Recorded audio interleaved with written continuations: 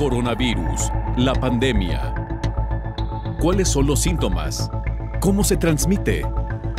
¿Qué puedo hacer para protegerme y prevenir la propagación de la enfermedad? Nuevo padecimiento que ha encendido las alarmas de los sistemas de salud. Coronavirus, la pandemia. ¿Qué tal? ¿Cómo le va? Bienvenido a un programa más de Coronavirus, la pandemia. Le recordamos que esta es una producción de la Universidad de Guadalajara que se transmite desde el foro de Canal 44 y que llega a México y al resto de América Latina gracias a la señal de las televisoras públicas que se suman a esta emisión. Saludamos también con mucho gusto a nuestra audiencia en Radio Universidad de Guadalajara y les invitamos para que se sumen a este programa con sus comentarios, con sus opiniones, sus preguntas, sus dudas a través de nuestras redes sociales en Twitter y Facebook. Nos encuentra como @canal44tv y en WhatsApp nos puede mandar mensajes a través del 33 22 42 06 90. Hoy tendremos un programa amplio, diverso, como los que le hemos presentado a lo largo de estos más de 150 programas, y dedicaremos un espacio importante a hablar sobre los problemas coronarios ante el riesgo de presentar COVID-19. Por supuesto, la noticia hoy, desde ayer, en las últimas horas del día, hoy en las primeras horas, es el anuncio por parte de los gobiernos de México y Argentina, quienes producirán en conjunto con la Fundación Slim una vacuna contra COVID-19, una vacuna que hoy por hoy está en investigación bajo la tutela del laboratorio AstraZeneca y la Universidad de Oxford para su distribución en América Latina. Le tendremos todos los detalles porque sin duda alguna es algo que un anuncio de este tipo tendrá un alcance sin duda alguna importante de cara a la batalla que América Latina puede dar al COVID-19. Investigadores hicieron un nuevo estudio sobre el vapeo y encontraron que puede haber más riesgos de contraer COVID-19. Hoy también estaremos hablando de esta situación y viajaremos a Brasil y Guatemala, donde nuestros compañeros reporteros nos presentarán lo más reciente en la información respecto a esta pandemia. Vamos al tema central. Nuestra compañera Isaura López nos presenta la siguiente pieza informativa. Pacientes con afectación coronaria son de mayor riesgo de una eventual mortalidad al cursar COVID-19. El corazón llama cuando está herido y con la pandemia COVID-19 su palpitación se debilita, por lo que tiene que ser intervenido inmediatamente. El cuerpo humano es tan preciso y sistemático que cuando un virus invade sus células comienza a colapsar uno de los órganos más importantes, el aparato cardiocirculatorio, encargado de distribuir la sangre por todo el cuerpo. Con COVID-19, el órgano motor comienza a verse afectado. El SARS-CoV-2 causa diversas manifestaciones clínicas, cuadros respiratorios graves, ocasionando líquidos en los sacos de aire de los pulmones sin alcanzar oxigenación, shock séptico y fallo multiorgánico. Una situación complicada para la persona que tiene enfermedad cardiovascular. El pronóstico puede ser letal. Una situación que alerta a los especialistas del corazón como son los hemodinamistas, intervencionistas cardiovasculares, electrofisiología y de marcapasos, por mencionar algunas subespecialidades. Con la emergencia sanitaria mundial, señalan algunos organismos internacionales que las salas para la atención coronaria, como son las salas hemodinámicas, se han visto alteradas en su actividad, además de enfrentarse a pacientes confirmados por COVID-19. Este virus ocasiona que la función cardíaca se vea severamente afectado. De acuerdo a un estudio de Mayo Clinic, indica que la función puede disminuir durante una infección severa a consecuencia de la respuesta inflamatoria sistemática de la infección. Los problemas cardíacos que se han observado más con la COVID-19 es la insuficiencia cardíaca y los ritmos cardíacos o arritmias, que puede presentarse por la infección o por los tratamientos utilizados. Aún las investigaciones sobre los daños que ocasiona a este órgano la COVID-19 continúan, lo que es un hecho que estos pacientes deben tener un abordaje multidisciplinario para atender cada latido del corazón. Isaura López, Villalobos. Gracias, Isaura, por esta información que nos servirá precisamente de base para abordar el tema que hoy hemos preparado para nuestra audiencia. Antes, vamos a la sede de la Organización Mundial de la Salud. Nuestra compañera Raquel Cinca nos presenta el más reciente informe de este organismo. Raquel, te saludamos y te escuchamos. Adelante con tu reporte.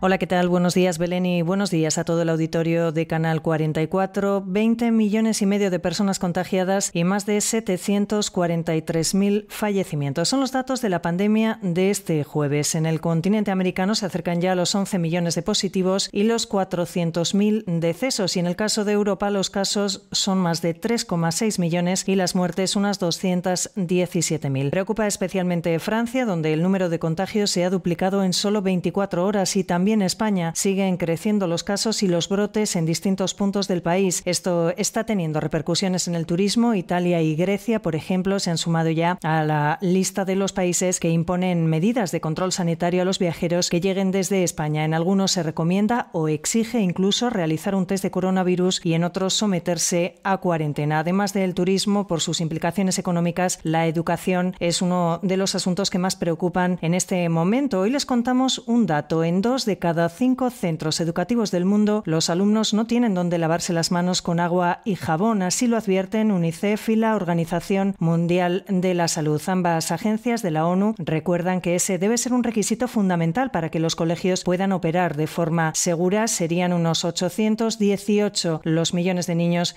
que se encontrarían en esa situación. Ello les expone a un mayor riesgo de contagio de la COVID-19 y también de otras enfermedades. Tedros Adhanom, el director general de la OMS, subraya que debe ser una prioridad en las estrategias de los gobiernos y recuerda también que hay pruebas claras del impacto negativo de los cierres prolongados de las escuelas para los niños. Último apunte: 9 sociedades médico-científicas han alertado de que se deben establecer nuevas medidas coordinadas, rápidas y eficaces para frenar el coronavirus. Según dicen, hay una alta probabilidad de volver a situaciones asistenciales tan graves como las de hace solo unos meses. Reportó desde Europa Raquel Cinca para el programa Coronavirus, la pandemia.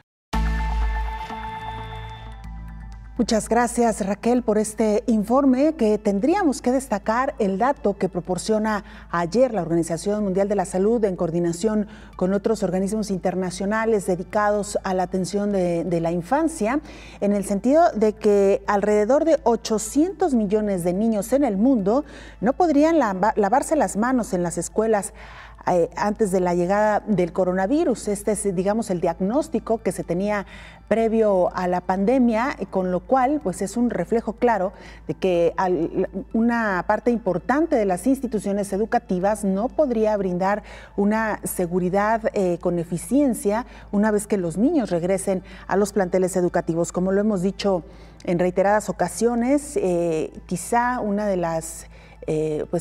de los protocolos más importantes para protegernos de cara a esta pandemia es precisamente el lavado constante de manos. Así que bueno, este dato relevante que incluye el informe del Programa Conjunto de Vigilancia del Fondo de las Naciones Unidas para la Infancia y la Organización Mundial de la Salud, precisamente sobre los avances en materia de agua. Esto nos lleva a pensar también que hay muchas comunidades en el mundo que hoy por hoy tampoco tienen acceso al agua, un elemento vital para hacer frente a la pandemia en esta situación que tiene al mundo prácticamente de rodillas. Vamos a hacer un paréntesis en torno a lo que ha dicho la Organización Mundial de la Salud. Regresamos al tema central, se lo comentábamos ya. Los problemas coronarios son hoy por hoy una de las alertas que se han encendido de cara a los pacientes que enferman por COVID-19. Y una de las secuelas que el COVID-19 puede provocar es el de una sobrecarga para el corazón.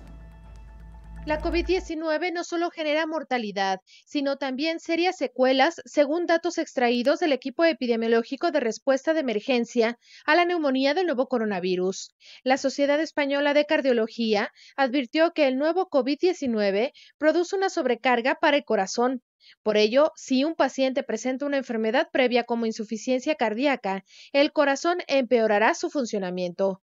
Los especialistas detallan que la COVID-19 puede producir una congestión o acúmulo de líquido en los pulmones, lo que complicaría la respiración y probablemente el curso de la infección respiratoria, aumentando las probabilidades de complicaciones. Además de sobrecargar el corazón, también se sabe que la COVID-19 puede producir un daño directo infeccioso e inflamatorio sobre el músculo cardíaco como la miocarditis. El cardiólogo Carlos Arellano detalló. Puede conllevar una sobrecarga de trabajo para el corazón, que en todos aquellos pacientes que ya tienen alguna cardiopatía de base puede implicar un mayor riesgo. Por eso, enfermedades como la hipertensión, la diabetes, el sobrepeso, son factores de riesgo que condicionan una comorbilidad y una tasa de mortalidad más alta en pacientes que tienen coronavirus, precisamente por el exceso de trabajo o la sobrecarga que conlleva para un corazón que previamente puede tener algún tipo de lesión, el manejar un proceso infeccioso de esta índole. El riesgo de contraer la enfermedad en pacientes cardiovasculares depende de estar expuesto a un sujeto infectado. Advirtió que los pacientes con enfermedades cardíacas y que se contagian de COVID pueden tener un peor pronóstico, informó Rocío López Fonseca. Muchas gracias, Rocío, por esta información. Vamos a hacer nuestra primera pausa, pero usted no se vaya porque regresando entraremos al detalle del anuncio que hicieron ayer, primero el gobierno de Argentina, hoy el gobierno mexicano, respecto a la producción de una vacuna que hoy por hoy está bajo investigación en la Universidad de Oxford y el laboratorio AstraZeneca. Esta vacuna que podría fabricarse o que se fabricará en el continente americano, entre estos dos países, México y Argentina, con lo cual se garantiza que el biológico podría llegar de manera mucho más rápida. Una vez que se cuente con esta vacuna, podría llegar de una manera mucho más rápida a los países de América Latina. Con esto regresamos después de la pausa.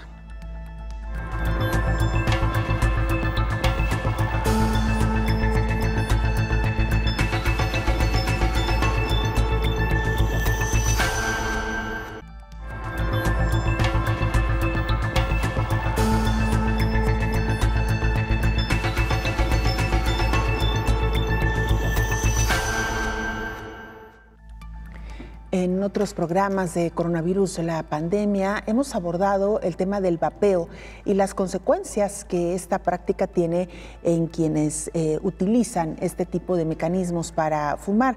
Investigadores hicieron un estudio precisamente sobre el vapeo y encontraron que puede haber más riesgo de contraer COVID-19 en fumadores de cigarrillos electrónicos.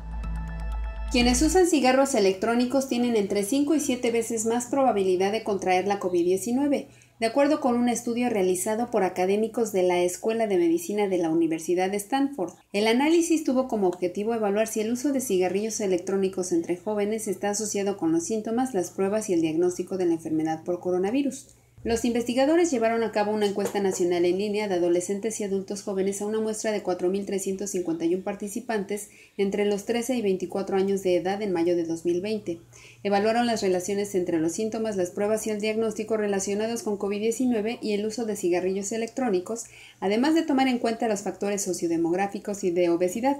Los jóvenes que habían consumido cigarrillos electrónicos en los 30 días anteriores tenían casi 5 veces más probabilidades de experimentar los síntomas de la COVID-19, como tos, fiebre, cansancio y dificultad para respirar que aquellos que nunca habían fumado o vapeado. Esto puede explicar por qué también eran más propensos a recibir la prueba de COVID-19, especialmente dado que en mayo, cuando muchas regiones limitaron las pruebas de COVID-19 a las personas con síntomas. Dependiendo de qué productos de nicotina usaron y qué tan recientemente los habían usado, los jóvenes que fumaban tenían entre 2.6 y 9 veces más probabilidades de recibir pruebas de COVID-19 que los no usuarios, informó Elizabeth Ortiz. Muchas gracias, Elizabeth, por esta información. Recibimos, como todos los días, al doctor Héctor Raúl Pérez Gómez, infectólogo. Doctor, bienvenido, como siempre, un gusto. ¿Qué tal, Belén? Buen día, qué gusto saludarte. Igualmente, doctor, La noticia, sin duda alguna, bueno, esta semana ha sido de noticias respecto a las vacunas, lo cual nos da mucho gusto porque en medio de tantas noticias tan poco alentadoras como el creciente número de contagios en todo el mundo, el número de muertes, evidentemente, hacía falta ya noticias de este tipo, doctor, no, por lo menos un poco esperanzadoras, aunque todavía no hay nada definitivo, pero iniciamos la semana con el anuncio de Rusia de contar ya en una fase muy avanzada con una vacuna y el anuncio ayer primero en el gobierno argentino, luego en el gobierno mexicano de la fabricación de la vacuna que hoy por hoy se está estudiando en la Universidad de Oxford bajo la tutela también del laboratorio AstraZeneca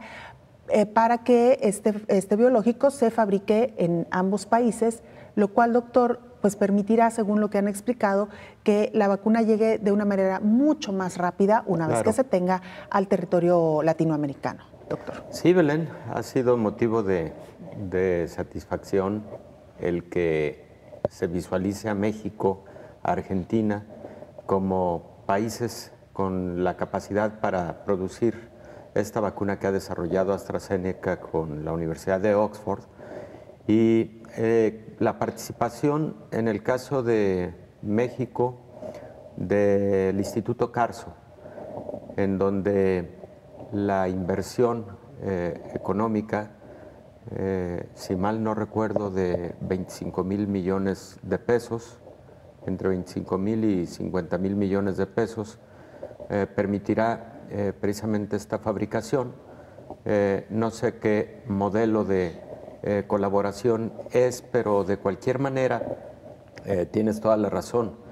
Mientras más centros con capacidad para la producción de estos biológicos existan, más pronto tendremos la cantidad que necesita el mundo para la mejor protección de la población.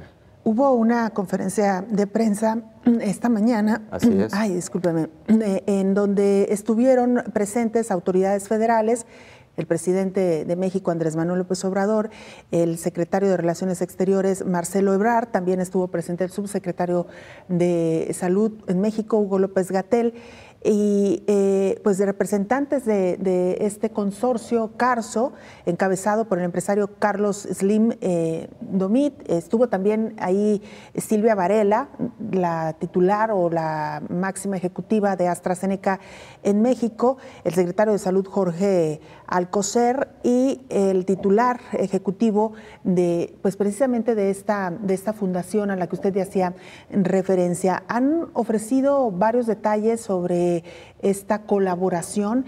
Yo lo que le quisiera preguntar, doctor, es qué tan frecuente es encontrar este tipo de colaboraciones en el desarrollo y en la fabricación de un biológico o de algún fármaco. Y lo dejo en el siguiente contexto. Ellos han insistido en que se trata de una unión altruista, básicamente es lo que han dicho. Pues creo que es una doble buena noticia el que sea una colaboración altruista, porque eso va generando condiciones para que el biológico tenga mejor acceso por economía, por costo. Y por otro lado, Belén, sí es frecuente que existan este tipo de colaboraciones. ¿Qué se requiere? Se requiere que en los países exista infraestructura biotecnológica para poder desarrollar, no desarrollar solamente, sino ya fabricar este tipo de productos farmacéuticos o vacunas. En México, por ejemplo, existen diversas instalaciones e infraestructura para la producción de biológicos, de vacunas. De hecho, en otro tiempo, México tuvo una institución llamada Birmex, en donde se fabricaban vacunas. Para ser honesto, no sé en estos momentos qué tan activo esté Birmex, no sé si también vaya a tener alguna participación, me refiero a la infraestructura instalada para llevar a cabo la fabricación de la vacuna de AstraZeneca, pero sí ocurren estas colaboraciones, pero insisto, en la medida en que los países tienen infraestructura para hacerlo. También frecuentemente la propia industria farmacéutica tiene filiales de producción. Entonces, es posible que AstraZeneca tenga también central de producción en México y en Argentina, y eso facilita las cosas. Indudablemente una muy buena noticia. Así es, doctor, de acuerdo a la ejecutiva de AstraZeneca en México, se cuenta precisamente con estos laboratorios para poder fabricar. La cantidad que han puesto sobre la mesa es entre 150 y 250 millones de dosis, una cantidad importante. Formidable, formidable. Esto no significa que todas esas dosis vayan a ser para México o que las que se produzcan en Argentina vayan a ser para Argentina. Es seguramente generar condiciones para una producción a mayor escala en más corto tiempo para su distribución a todo el mundo, ¿no? Sí, estaban mencionando, doctor, que de acuerdo a los avances que hasta ahora se tienen en la Universidad de Oxford, que aquí lo hemos comentado en varias ocasiones, es una de las que llevan sus procesos más avanzados, ya en la fase 3, ellos estaban mencionando, estos funcionarios, que es probable que en noviembre se tengan ya los resultados de la fase 3, es decir, esta fase donde se involucra a una mayor cantidad de población para poder determinar si la vacuna es efectiva o no. Otra cosa importante que usted nos lo ha explicado, doctor, es que hasta ahora estas vacunas en estudio han dado buenos resultados incluso en las primeras fases de prueba. Efectivamente, Belén. Y cuando hablamos de buenos resultados, hablamos de dos aspectos fundamentales: seguridad y eficacia. Y en el caso de la eficacia, hablamos de dos componentes fundamentales del sistema inmune: la generación de anticuerpos neutralizantes, pero también la generación de células que actúan de dos maneras. Unas de ellas, los linfocitos B, produciendo anticuerpos, y otras de ellas, los linfocitos T, de ayuda, o T-helpers, que ayudan a que aquellas células que se infectan tengan contención inmediata por un fenómeno conocido como muerte celular programada. Entonces, muy buenos resultados creo que se han venido observando con estos biológicos que van a la cabeza, y pues particularmente el de AstraZeneca y Universidad de Oxford es un gran producto, y qué bueno que México va a participar en su producción también. Y qué hay que decir, doctor, que México está trabajando también en otros proyectos que ya le iremos contando a nuestra audiencia. Por lo pronto, y como parte también de lo que se ha informado esta mañana, el presidente Andrés Manuel López Obrador en México ha dicho que esta vacuna, que se producirá de manera conjunta entre México y Argentina, significa tranquilidad y salud, que ayudará mucho a terminar con la incertidumbre de la pandemia. El presidente también pues ha dicho que en cuanto se tenga este biológico se pondrá a disposición la cantidad que le corresponda al país. Como se ha mencionado en otras ocasiones, se han establecido ya los grupos a quienes se les dará prioridad al momento de que se inicie una campaña de vacunación.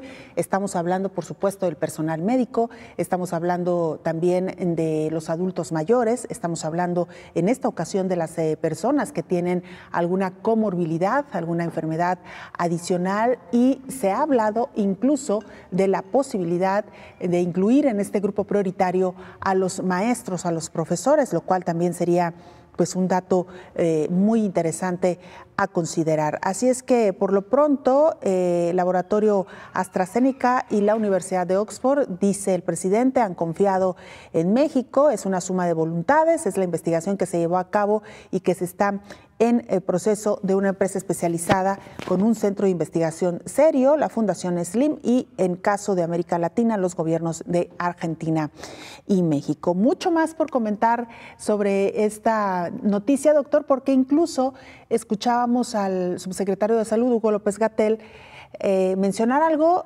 nada menor, en el sentido de que cuando se cuente con esta vacuna en México, por lo menos en México, será universal y gratuita, como ocurre con el resto de los biológicos, lo cual es una gran noticia. Ojalá que se confirme, ojalá que realmente así suceda, doctor. Efectivamente, ojalá y así suceda.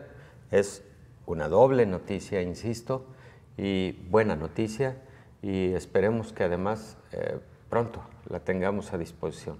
Claro, lo que llamaba la atención es que, por ejemplo, el gobierno de Argentina, ayer en su anuncio, decía que el biológico tendría un costo, si mal no recuerdo, entre $3 y $4, una cantidad de cualquier manera accesible en general para la población, pero en México el dato, al menos lo que se tiene hasta esta mañana, es que sería gratuita. También, doctor, un hecho que ha causado mucha controversia en el mundo, porque cuando se habla de la posibilidad de tener ya una vacuna, se teme que esta vaya a salir al mercado con un costo muy alto debido a la urgencia y la necesidad que hoy por hoy la población tiene. Parece que no será así. Parece que el costo será muy accesible para los gobiernos. Seguramente muchos gobiernos van a implementar esa estrategia de que sea generalizada y gratuita para la población, lo cual pues ayuda al acceso de la misma, y seguramente Argentina, cuando habla de esos costos, no necesariamente se refiere a que la población los tenga que pagar del bolsillo, posiblemente sea el precio a gobierno para su adquisición de forma generalizada y masiva para poderla aplicar a toda la población. Muy bien, doctor, vamos a hacer una pausa, vamos a regresar con este y otro tema, nuestro tema central hoy, los padecimientos coronarios en medio de esta pandemia de COVID-19. Con esto y más, volvemos.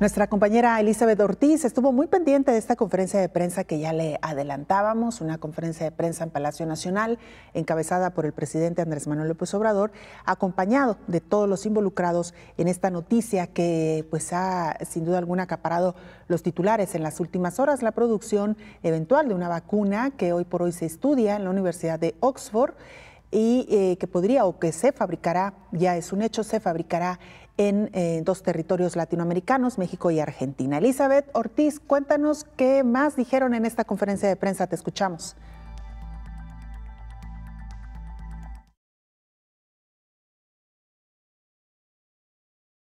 Hacer contacto de nueva cuenta con nuestra compañera Elizabeth. Elizabeth, te escuchamos, adelante con la información. Buenos días, Belén, un saludo a la audiencia.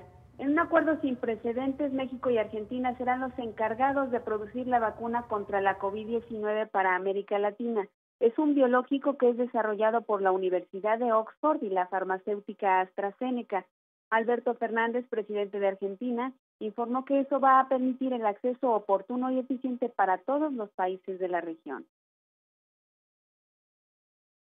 El laboratorio ha firmado un acuerdo con la Fundación Slim para producir entre 150 y 250 millones de vacunas destinadas a toda Latinoamérica, con excepción de Brasil, que van a estar disponibles para el primer semestre del año 2021.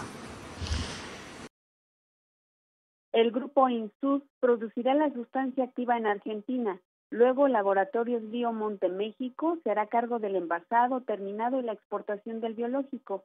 México tiene un presupuesto disponible de hasta 100,000 millones de pesos para la vacuna. En este caso, el costo sería menor a 25,000 millones de pesos y sería gratuita para toda la población. El presidente de México, Andrés Manuel López Obrador, afirmó que todos los mexicanos tendrían derecho a la vacuna de forma gratuita.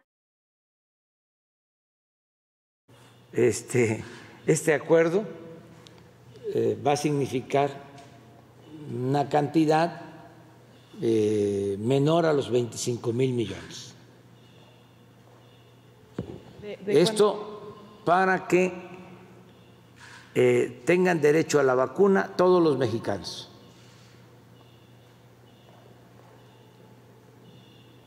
Todos.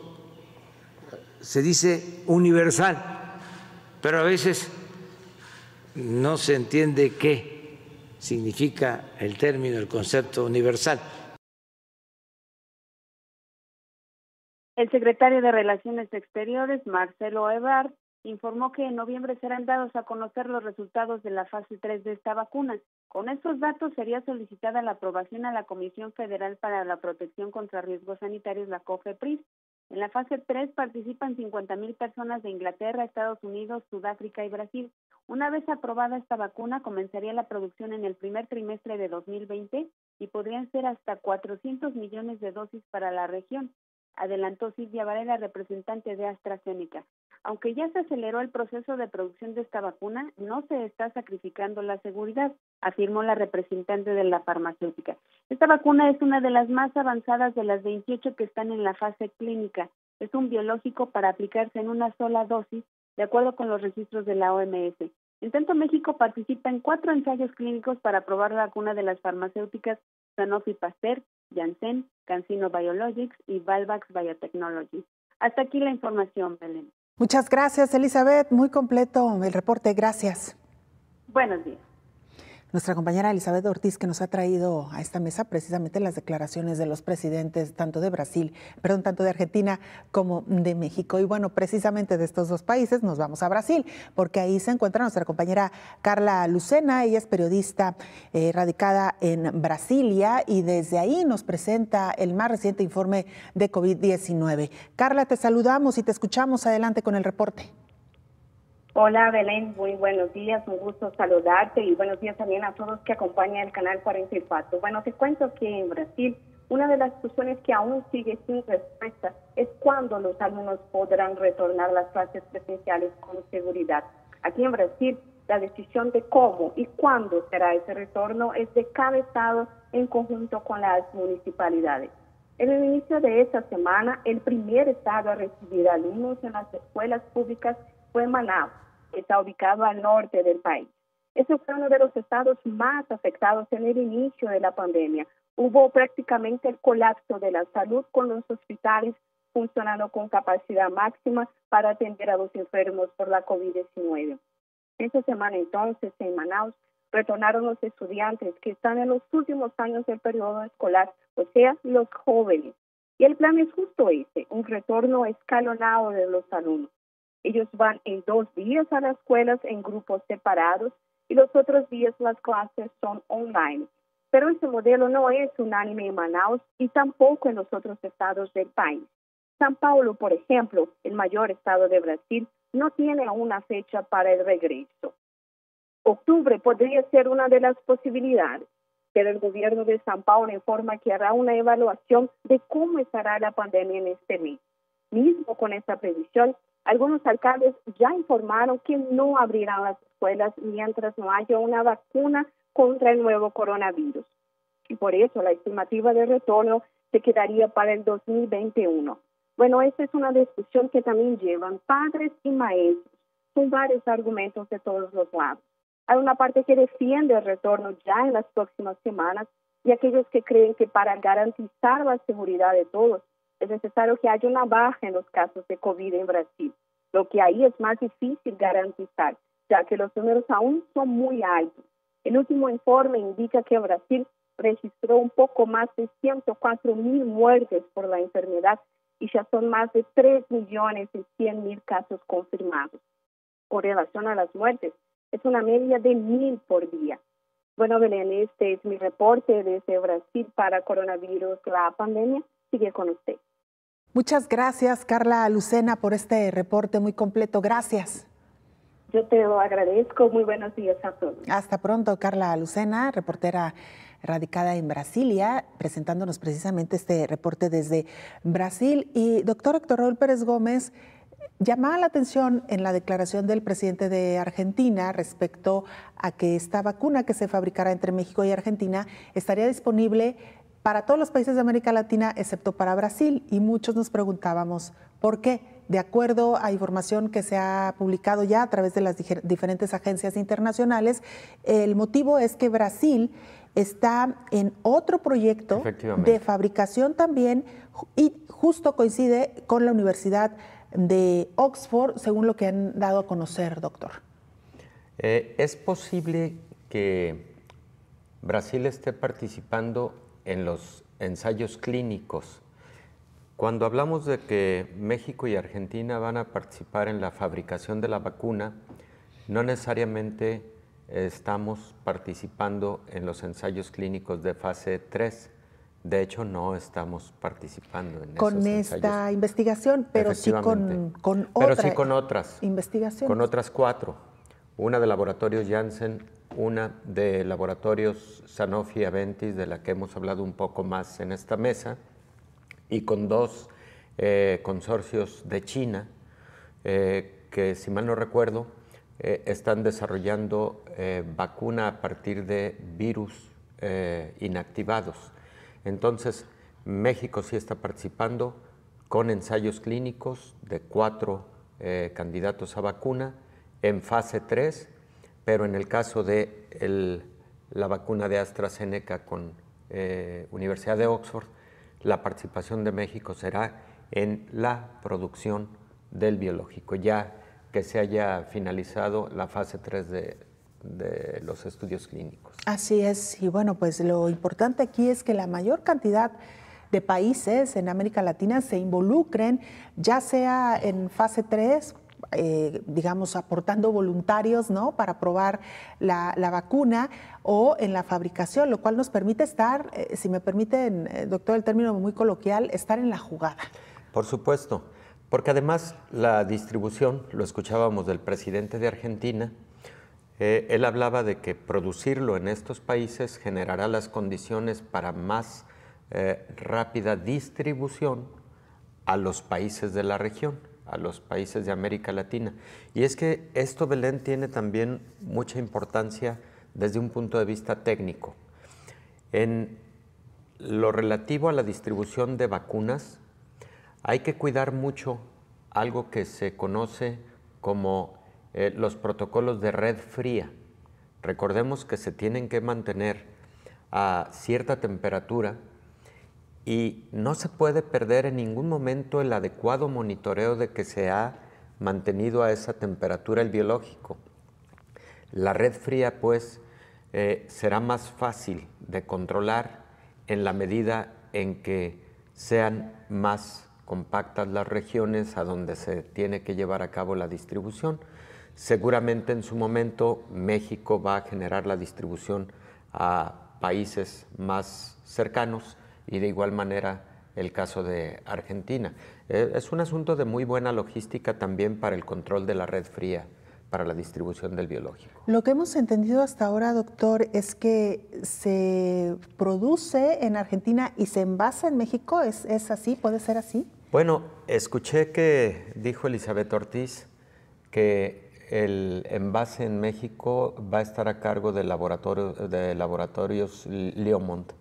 Es probable que una fase tenga lugar en uno de los 2 países y la fase complementaria en México. Yo creo que los 2 países tienen capacidad para hacerlo todo, pero no sé cómo están organizando la logística. México, en mi opinión, tendría infraestructura para la fabricación completa, pero insisto, no sé cómo estén organizando. Lo que sí escuché es que el envase estará a cargo de laboratorios Leomont, un laboratorio local, nacional, con el que se puede tener esa infraestructura para el envasamiento, ¿no? Pues hemos conocido algunos detalles conforme ha surgido la información. Es información muy reciente, apenas ayer por la tarde-noche el presidente de Argentina hacía este anuncio. Luego hoy México ha completado, ¿no?, otra parte de esta información y poco a poco hemos ido conociendo algunos detalles, así que seguramente en las próximas horas, doctor, y en los próximos días tendremos mucha más precisión de cómo se elaborará esta logística.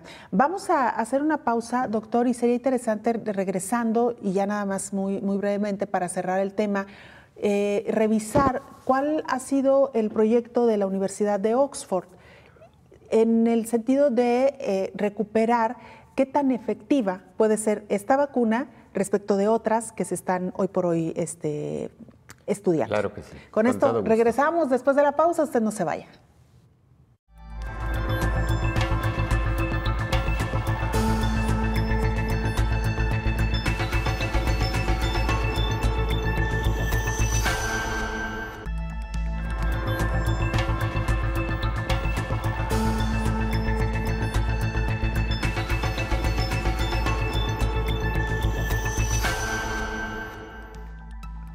En la desesperación por protegernos ante este nuevo coronavirus, el SARS-CoV-2, que produce la enfermedad de COVID-19, se han hecho públicos, sobre todo a través de las redes sociales, en esto que también se ha conocido como la infodemia, porque no siempre es información certera, verídica, confiable, pues algunos remedios o incluso algunos fármacos que pudieran prevenir COVID-19. Los expertos alertan a que hasta este momento no hay nada que pueda prevenir esta enfermedad.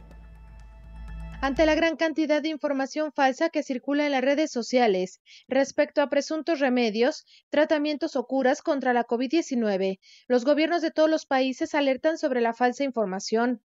Recientemente se ha viralizado el uso de la vacuna triple viral para el nuevo coronavirus. Sin embargo, la Organización Mundial de la Salud alertó que este biológico no sirve para este fin.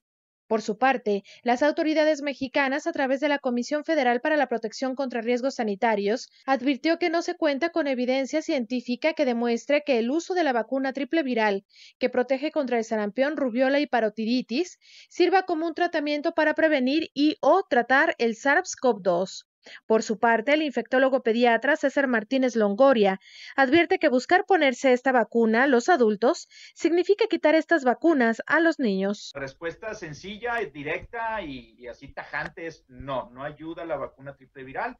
Nos tenemos que seguir cuidando para coronavirus, para rotavirus también, pero para coronavirus. Pero las vacunas que tenemos disponibles se deben de aplicar a las personas a las cuales están destinadas las vacunas. Eso es muy importante porque nuestro sistema de salud tiene destinadas una dosis para cada uno de los niños de todas esas vacunas.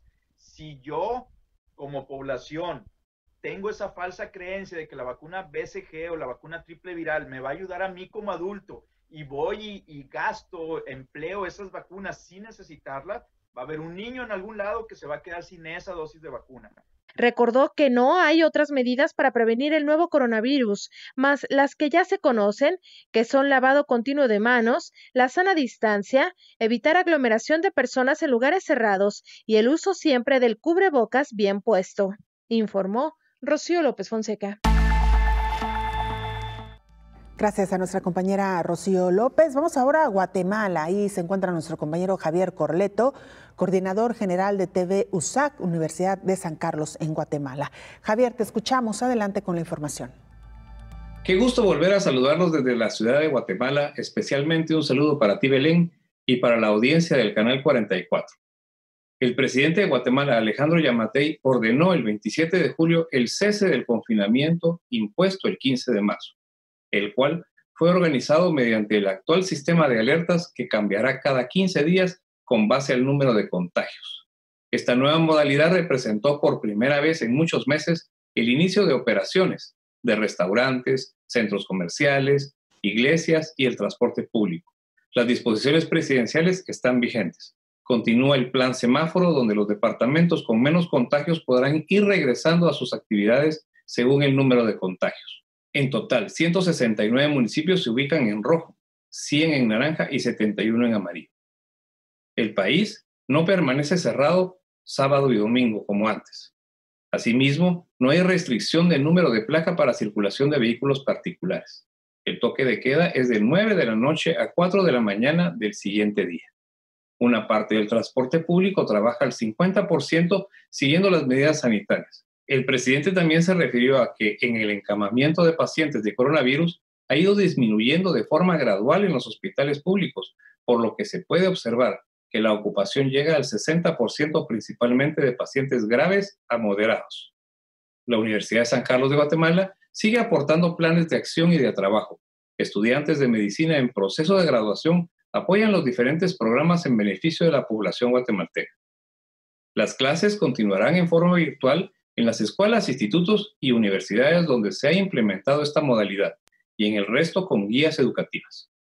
Por último, los casos de coronavirus en Guatemala suman 59.089 según las actualizaciones del tablero del Ministerio de Salud y la cantidad de decesos llega a 2.267. Los recuperados son 47.394 y los casos activos estimados son 9.428. Reportó para el programa Coronavirus La Pandemia Javier Corleto. Abrazo fraterno. Muchas gracias, Javier Corleto. Por supuesto, un abrazo y un saludo a nuestros hermanos en Guatemala que nos siguen a través de la televisora de la Universidad de San Carlos. Avanzamos ante los efectos de la COVID-19 adicionales al aparato respiratorio. La Organización Panamericana de la Salud emitió una alerta epidemiológica. La Organización Panamericana de la Salud emitió una alerta epidemiológica sobre las complicaciones y secuelas por COVID-19 este 12 de agosto, con el fin de mantener informados a los profesionales de la salud para el manejo adecuado de los pacientes. El organismo internacional explicó que 4 de cada 10 personas que enferman de COVID-19 desarrollan síntomas leves como fiebre, tos, disnea, fatiga, diarrea y cefalia. Otros 4 de cada 10 tienen síntomas moderados, es decir, neumonía, pero 15% presenta síntomas graves como neumonía severa, que requiere de soporte técnico, y 5% puede tener insuficiencia respiratoria, síndrome de dificultad respiratoria aguda, choque séptico, tromboembolismo, insuficiencia hepática o insuficiencia cardíaca, entre otras complicaciones.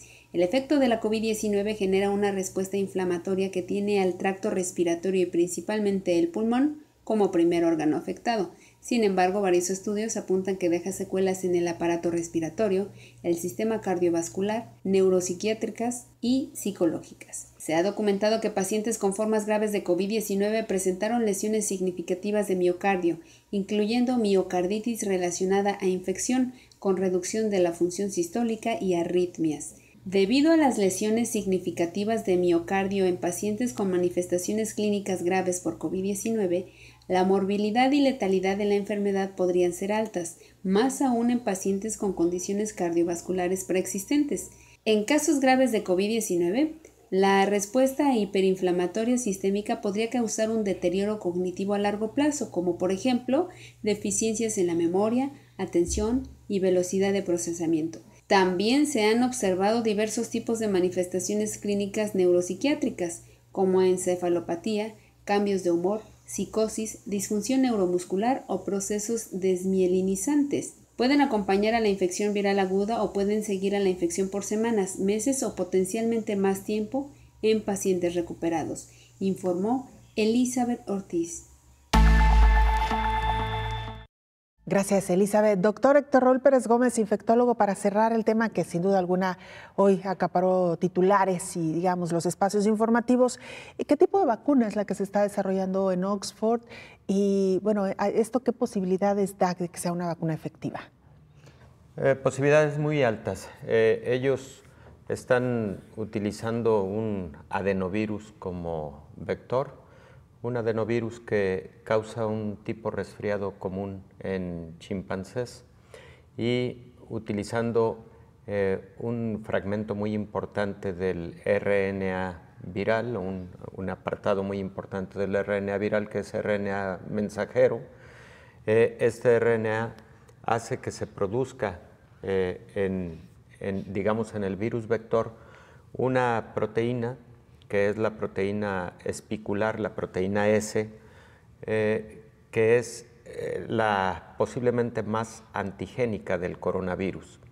Entonces, al producir esta proteína S en este adenovirus modificado, el organismo que recibe la vacuna responde con la generación de anticuerpos a la proteína S del coronavirus y responde también generando células de protección, células de memoria inmunológica, y de esa manera los resultados hasta ahora han mostrado lo siguiente: desde las fases iniciales en chimpancés y posteriormente en humanos voluntarios, una respuesta mayor al 70% con la generación de anticuerpos y de células del sistema inmune, y posteriormente en fase 2, con un mayor número de voluntarios en diferentes partes del mundo, pues se ha encontrado este nivel de respuesta inmune. Que quede muy claro lo siguiente, luego se observó una discreta disminución en la cantidad de anticuerpos que se generaron. Sin embargo, esto no debe asustar a las personas al considerar que es que la respuesta inmune humoral, la mediada por anticuerpos, se cae con el tiempo. Lo que ocurre es que las células que producen estos anticuerpos dejan de estar activas cuando ya no están en contacto con los patógenos, pero cuando vuelve a haber un contacto con el patógeno, inmediatamente las células pueden volver a responder con la producción de anticuerpos y con la producción también de células T de memoria. Es como si se va a la guerra un ejército, pero después que la guerra concluye, el ejército vuelve de nuevo a sus cuarteles y está listo ante cualquier nueva agresión. Eso es algo parecido a lo que ocurre con el sistema inmune. Interesante esta vacuna que se está desarrollando, doctor, en la Universidad de Oxford, en colaboración con el laboratorio AstraZeneca, y que será producida una parte, digamos, de los lotes entre México y Argentina. Esa es la noticia de hoy, que tuvimos que comer un poquito del programa para entrar a detalle. Y pues a manera de conclusión, doctor, ya hemos escuchado también a lo largo de este espacio las piezas de nuestras compañeras reporteras respecto a por qué es altamente riesgoso para una persona que tiene problemas del corazón o enfermedades coronarias contraer COVID-19. Bueno, el corazón es uno de los órganos que directamente puede ser afectado, dañado por este virus, porque el corazón tiene receptores para el virus, tiene el receptor de la enzima convertidora de angiotensina tipo 2. Por ese motivo, el corazón puede sufrir tanto en el propio músculo cardíaco, lo cual se conoce como miocarditis, puede también sufrir inflamación en la membrana o el tejido que rodea al corazón, que es el pericardio, y entonces los pacientes pueden sufrir pericarditis, pero también los vasos sanguíneos que le llevan la sangre al propio músculo cardíaco, que se conocen como arterias coronarias, pueden sufrir daño por el propio virus y generar infarto agudo del miocardio. Recordemos también que este virus, en alguna de sus fases de alta respuesta inmune e inflamación, puede también despertar una cascada procoagulatoria, y esos coágulos pueden generar taponamiento de vasos sanguíneos importantes, como es el caso de las arterias coronarias, y por ese motivo también se puede generar un infarto agudo del miocardio. Belén, aproximadamente el 30% de los pacientes que lamentablemente fallecen por COVID fallecen por falla cardíaca, ya sea por infarto agudo del miocardio o por una miocarditis refractaria o por una pericarditis que genera taponamiento cardíaco. El 30% es la estimación. Y también el corazón puede sufrir por lo siguiente en los pacientes con COVID. Recordemos que los órganos que particularmente se afectan en COVID, medularmente, centralmente, son los pulmones. Los pacientes que tienen una neumonía severa por COVID son pacientes que, recordemos, el corazón le envía sangre para oxigenar a los pulmones y se las envía a través de dos arterias pulmonares. Las arterias pulmonares, al llevar sangre al pulmón, si se encuentran con un pulmón muy inflamado o incluso con un pulmón que está empezando a generar fibrosis, se encuentran con una resistencia, y el flujo entonces que se encuentra con esa resistencia a nivel pulmonar va generando incremento de la presión de estas arterias, y a eso se le conoce como hipertensión pulmonar. La hipertensión pulmonar genera sufrimiento cardiológico porque ¿quién es el que está enviando la sangre a los pulmones para lograr su oxigenación? El corazón. Entonces, por ese motivo, lo que conocemos como cor pulmonale agudo o hipertensión pulmonar aguda puede generar un tipo de insuficiencia cardíaca y que puede también secundariamente llevar a lo que hemos comentado antes, ¿no? Particularmente el riesgo de infarto agudo del miocardio. Doctor, un tema por demás interesante, no lo soltamos, retomaremos algunos detalles en las siguientes emisiones de Coronavirus, la pandemia. Y bueno, por lo pronto pues nos despedimos, doctor, hasta la próxima emisión. Gracias, Recordarle doctor. A quienes sufren de alguna enfermedad cardiovascular que es fundamental que la tengan muy bien controlada, porque ante el riesgo de COVID, esa enfermedad cardiovascular puede representar más severidad de COVID-19. Creo que ese mensaje no puede quedar pendiente. Importantísimo, doctor. Muchas gracias. Nos vemos y nos escuchamos en la siguiente emisión. Y usted, por supuesto, puede seguir participando con sus comentarios y opiniones a través de nuestras cuentas institucionales en Twitter y Facebook. Hasta la próxima. Coronavirus, la pandemia.